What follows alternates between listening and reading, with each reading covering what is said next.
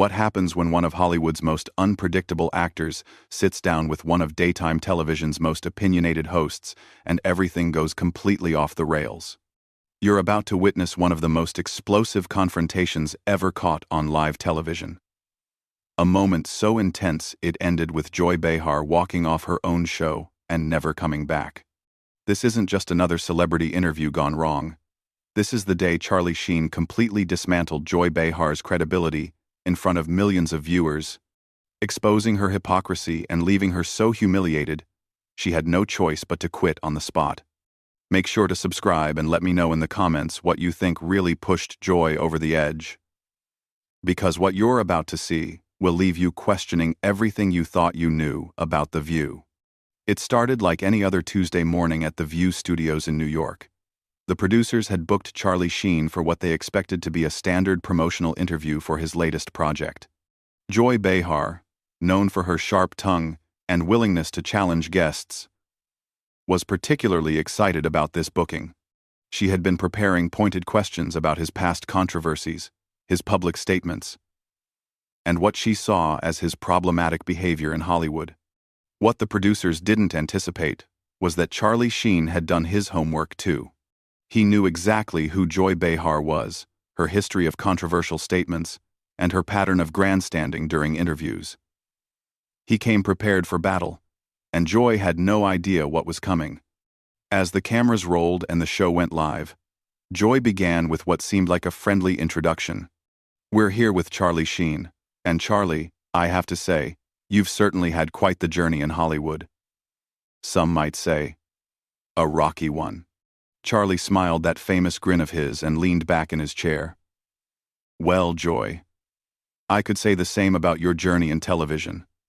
Some might say, hypocritical." The other hosts immediately sensed the tension. Whoopi Goldberg shifted uncomfortably in her seat, while Sarah Haynes looked between the two guests with obvious concern. But Joy, true to form, doubled down. Hypocritical?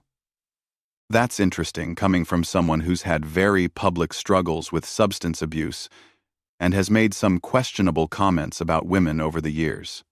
Charlie's expression didn't change, but his voice took on that edge that anyone familiar with his interviews would recognize. "You want to talk about questionable comments about women? Should we discuss your comment about how Republican women are just angry because they can't get dates? Or maybe your statement that conservative women don't think for themselves?" Joy's face began to redden slightly, but she pressed on. "Those were political observations, Charlie. There's a difference between political commentary and personal attacks." "Political commentary?" Charlie repeated slowly, as if tasting the words. "Is that what we're calling it now? Because I seem to remember you saying that women who vote Republican are basically voting against their own interests because they're too stupid to know better. Was that political commentary too?" The studio audience had gone completely silent. This wasn't the usual back-and-forth banter that The View was known for. This was something else entirely. Joy looked to her co-hosts for support, but found none. Even Whoopi, usually quick to jump into any controversy, seemed to be staying out of this one. "I think you're taking my words out of context," Joy said, but her voice had lost some of its usual confidence. Charlie leaned forward slightly, his eyes never leaving Joy's face. "Out of context? Joy, I watched the entire segment, multiple times. You spent 15 minutes explaining why women who don't agree with your politics are essentially brainwashed. But when I make a joke about Hollywood culture, suddenly I'm the problem? Your jokes weren't just about Hollywood culture." Joy shot back, her voice rising slightly. "You've made degrading comments about women.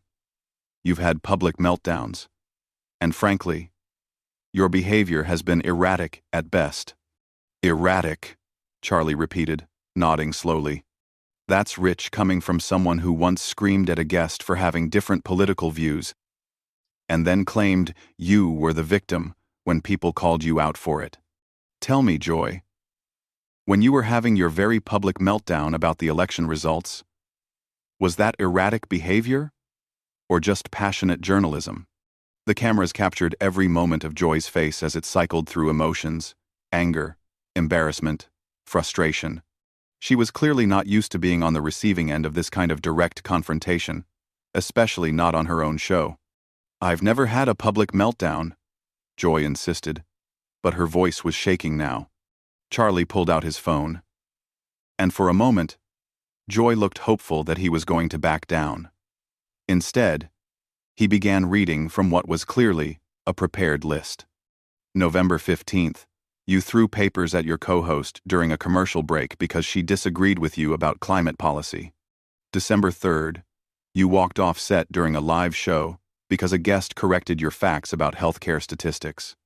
January 22nd, you interrupted a guest 7 times in under 3 minutes because you didn't like their opinion about foreign policy. Should I continue? The silence in the studio was deafening. Joy's mouth opened and closed several times, but no words came out. The other hosts looked like they wanted to be anywhere else in the world. Those were just, Joy stammered. "I'm passionate about the issues that matter to Americans." "Passionate," Charlie said, leaning back again. "Is that what we're calling it? Because, from where I'm sitting, it looks like you can dish it out, but you can't take it. You've built a career on attacking people, questioning their character, their intelligence, their motives. But the minute someone does the same thing to you, suddenly you're the victim." Joy's face was now noticeably flushed, and her hands were clenched on the desk in front of her. "This is completely inappropriate. This is supposed to be an interview about your work." "Oh, now you want to talk about my work?" Charlie asked, raising an eyebrow. "Because 5 minutes ago, you wanted to talk about my personal life, my struggles, my past mistakes, but when the spotlight turns on you, suddenly we need to change the subject?" The tension in the room was so thick you could cut it with a knife. Joy looked desperately to the producers off camera, but they seemed just as stunned as everyone else. This wasn't going according to anyone's script. "I think we should move on," Whoopi finally interjected, trying to save the situation. But Charlie wasn't done. "No, I think this is important. Joy has spent years telling Americans what to think, who to support, how to live their lives. She's positioned herself as some kind of moral authority. But what's her qualification for that exactly? What has she done besides criticize other people?" Joy's eyes flashed with anger at Charlie's question about her qualifications. She straightened in her chair, clearly deciding to go on the offensive rather than continue playing defense. "My qualifications? I've been in this business for decades, Charlie. I've interviewed presidents, world leaders, celebrities. I've covered major news events and political campaigns. What exactly have you done besides make movies and cause scandals?" Charlie smiled that dangerous smile again. "Well, Joy, I've entertained millions of people, created jobs for thousands, and managed to do it without pretending to be something I'm not. I've never claimed to be a journalist or a political expert. I'm an actor. But you seem to think your opinion carries more weight than actual experts." "I am a journalist," Joy snapped. "I've been doing this longer than you've been making your little sitcoms." "Journalist?" Charlie laughed, and it wasn't a pleasant sound. "Joy, when was the last time you actually reported news? When did you last investigate a story, check sources, do actual journalism? All you do is sit behind that desk and give your opinions about things you've read in other people's reporting." Joy's voice was rising now, her professional composure completely gone. "I research every topic we discuss on this show. I read extensively about current events, politics, social issues. Reading Twitter doesn't count as research, Joy," Charlie said smoothly. "And getting your talking points from partisan websites doesn't make you a journalist. It makes you a commentator at best, a propagandist at worst." The other hosts were clearly uncomfortable. Sarah Haynes was fidgeting with her papers, while Sunny Hostin looked like she wanted to disappear. Even Whoopi, known for her strong personality, seemed reluctant to jump into this particular fire. "How dare you?" Joy said, her voice shaking with rage. I have integrity. I tell the truth. I hold people accountable. Integrity? Charlie leaned forward again. Is it integrity when you selectively edit clips to make people look bad? Is it integrity when you refuse to have guests on who might challenge your worldview? Is it integrity when you cut to commercial every time someone makes a point you can't argue against? Joy opened her mouth to respond, but Charlie wasn't finished. You want to talk about holding people accountable? Let's talk about the time you completely misrepresented that story about the veterans' charity. You had all the facts wrong, but instead of correcting yourself when people pointed it out, you doubled down and attacked anyone who questioned you. Where was your integrity then? That story was complicated, Joy said weakly. There were multiple sources with conflicting information. Complicated? Charlie's voice was incredulous. Joy. A 5-minute Google search would have given you the correct information, but you didn't bother to check because the wrong version fit your narrative better. That's not journalism. That's activism disguised as news. Joy was visibly struggling now. Her hands were shaking slightly, and she kept looking off camera, as if hoping someone would rescue her from this situation. You're twisting everything, she said, but her voice lacked conviction. You're trying to make me look bad because you can't handle being called out for your own behavior. Charlie sat back in his chair, completely calm now. Joy, I'm not trying to make you look bad. You're doing that all by yourself. I'm just pointing out the hypocrisy. You've spent your career attacking people for things you've done yourself. You criticize actors for being out of touch while you live in a Manhattan penthouse. You lecture Americans about their values while you mock their beliefs. You claim to champion women while you attack any woman who doesn't agree with you politically. The studio was so quiet you could hear the cameras humming. Joy's face had gone from red to pale, and she was gripping the edge of the desk so hard her knuckles were white. I don't attack women, she said, but her voice was barely above a whisper now. Charlie pulled out his phone again. Really? Because I have a compilation here of you calling conservative women names, questioning their intelligence, suggesting they're being controlled by their husbands. You've called successful businesswomen sellouts. You've mocked stay-at-home mothers. And you've dismissed any woman who doesn't share your exact political views as being brainwashed. Joy was shaking her head frantically now. Those weren't personal attacks. I was criticizing their positions. Their positions? Charlie's voice was getting louder now, matching Joy's earlier volume. You called the former Secretary of State a puppet. You said a female Supreme Court justice was too stupid to understand the Constitution. You suggested that women entrepreneurs who support lower taxes are just greedy.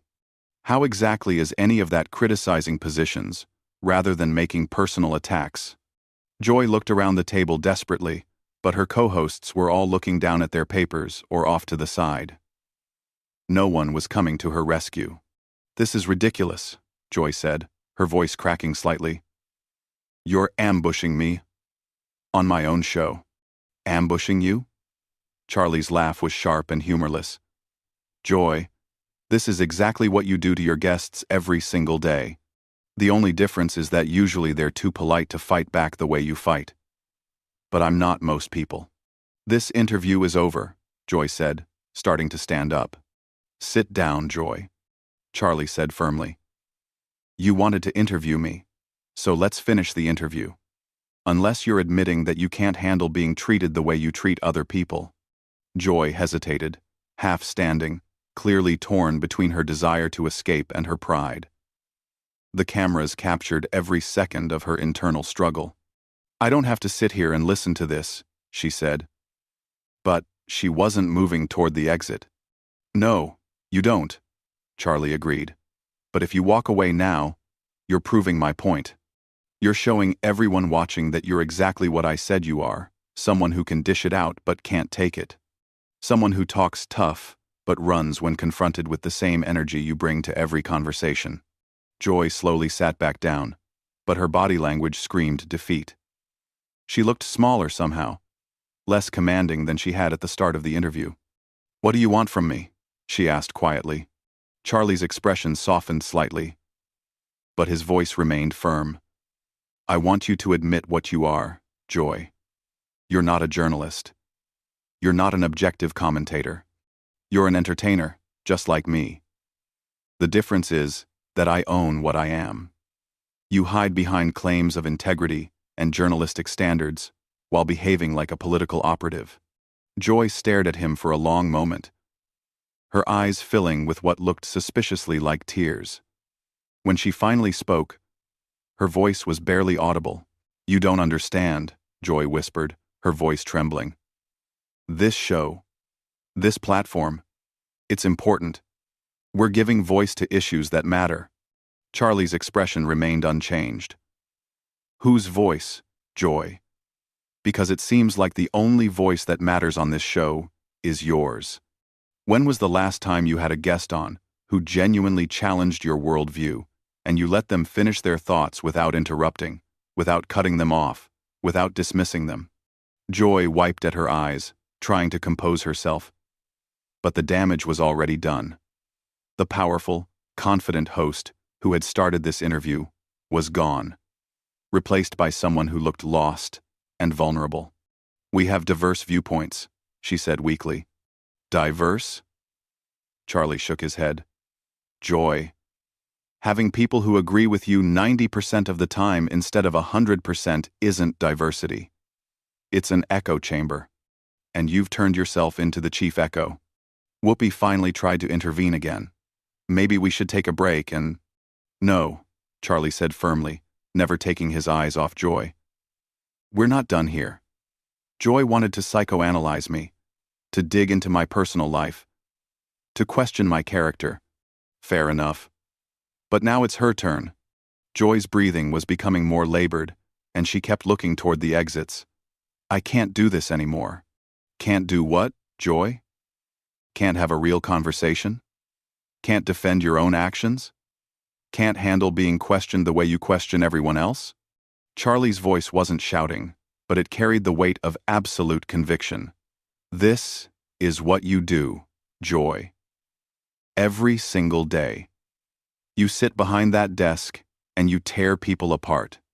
You question their motives, their intelligence, their right to have opinions different from yours. But the minute someone turns that same energy on you, you fall apart. Quote. Joy stood up abruptly, her chair sliding backward with a sharp screech. I don't have to listen to this. This is my show. Is it, though? Charlie asked calmly. Because from where I'm sitting, it looks like you're just another employee who's been allowed to think she's more important than she actually is. The show will go on without you. Joy. The network will find someone else to fill that chair. But you'll just be another former talk show host who couldn't handle the pressure when it was applied to her instead of by her. Joy's face was streaming with tears now, her makeup running, her professional facade completely shattered. You're a horrible person, she managed to choke out. Maybe I am, Charlie agreed. But at least I'm honest about who I am. I don't pretend to be a moral authority while behaving like a bully. I don't claim to care about women while attacking any woman who disagrees with me. I don't lecture people about tolerance while being completely intolerant of different viewpoints. Joy was backing toward the exit now, but Charlie's voice followed her. You know what the difference between us is, Joy? When I mess up, when I say something stupid or do something wrong, I own it. I don't hide behind claims of being misunderstood or taken out of context. But you've built an entire career on being the victim while victimizing others. Stop, Joy said, her voice breaking completely. Just stop. Why should I stop? Charlie asked, his voice relentless. You didn't stop when you spent 20 minutes attacking that young conservative commentator last month. You didn't stop when you made that military wife cry during your interview about veterans' benefits. You didn't stop when you deliberately mischaracterized what that small business owner said about healthcare costs. Why should I give you the courtesy you've never given anyone else? Axid. Grom. Joy was at the edge of the set now, torn between her instinct to flee and her desperate need to have the last word. "I help people," she said desperately. "I inform people about important issues." Charlie stood up slowly, his full presence filling the space. "You don't help people, Joy. You divide them. You take complex issues and reduce them to sound bites that support your predetermined conclusions.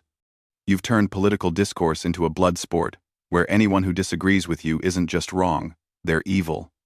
"That's not true," Joy protested, but her voice had no strength left. "Isn't it?" Charlie pulled out his phone one more time.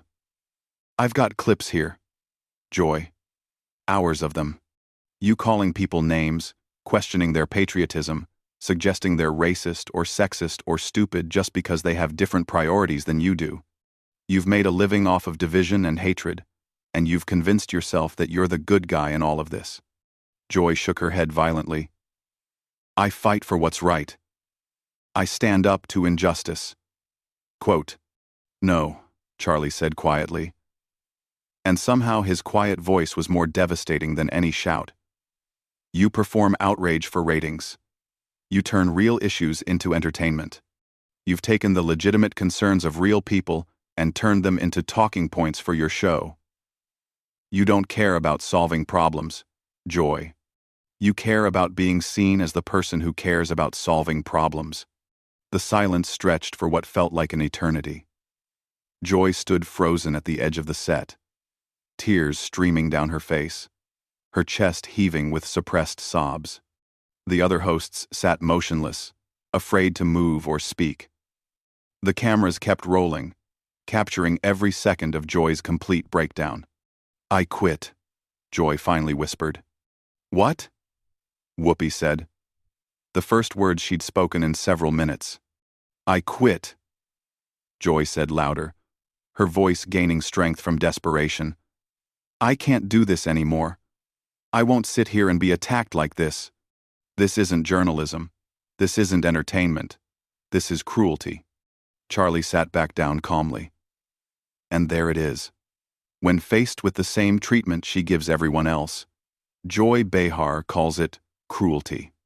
When she does it to other people, it's holding them accountable. When someone does it to her, it's an attack. Joy was backing toward the exit again, shaking her head frantically. "You're all witnessing this. You're all seeing what he's doing to me. What I'm doing to you." Charlie's voice was incredulous. "Joy, I'm using your own words, your own actions, your own history against you. If that feels like an attack, maybe you should think about what that says about your own behavior." "I'm done," Joy said, reaching the exit. "I'm done with this show. I'm done with this network. I'm done with all of it. You want to destroy people? Fine. Do it without me." And with that, Joy Behar walked off the set of The View for the final time, leaving behind a stunned studio, a bewildered audience, and Charlie Sheen sitting calmly in his chair as if nothing had happened. Charlie looked directly into the camera. And that, ladies and gentlemen, is what happens when someone who's made a career out of dishing it out finally gets a taste of their own medicine. The show cut to commercial, but the damage was done. Joy Behar had been completely exposed, humiliated on her own show, and driven to quit by someone who simply treated her the way she had been treating others for years. What did you think of Charlie Sheen's systematic dismantling of Joy Behar's credibility? Was he too harsh? Or was this exactly what she deserved after years of attacking her guests? Let me know in the comments below what you think was the most devastating moment in this entire confrontation, and don't forget to subscribe for more shocking celebrity showdowns that you won't see anywhere else.